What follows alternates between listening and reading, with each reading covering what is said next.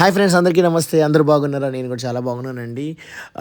ఈరోజు మీ అందరి కోసం ఒక మంచి పన్నీర్ కర్రీ చెప్తానండి. చాలా టేస్టీగా ఉంటుంది. ఒక కడాయిలో ఆయిల్ వేసుకొని టమాటా, ఉల్లిపాయలు, ఎండుమిరపకాయలు, కాజు వేసుకోండి. ఇది బాగా మగ్గిన తర్వాత కొంచెం ఉప్పు వేసుకోండి.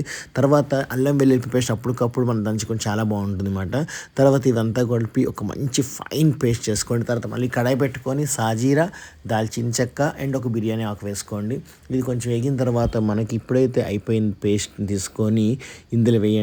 మీడియం ఫ్లేమ్లో పెట్టుకుంటే బాగుంటుంది, అడుగు పట్టకుండా ఉంటుంది.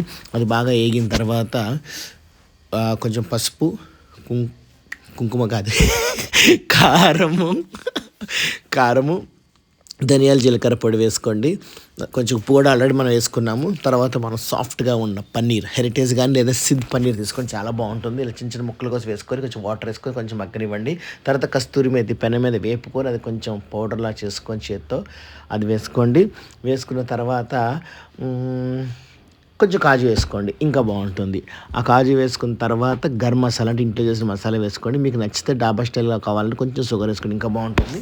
కుదిరితే కనుక బటర్ వేసుకోండి. రోటీలో కానీ రైస్లో కానీ అదిరిపోతుందండి. ఆహా, అసలు ఎంత బాగుందంటే నోరు ఊరిపోతుంది. మా పిల్లలు అయితే లొట్టలు వేసుకొని మరి తింటారన్నమాట, అంత బాగుంటుంది.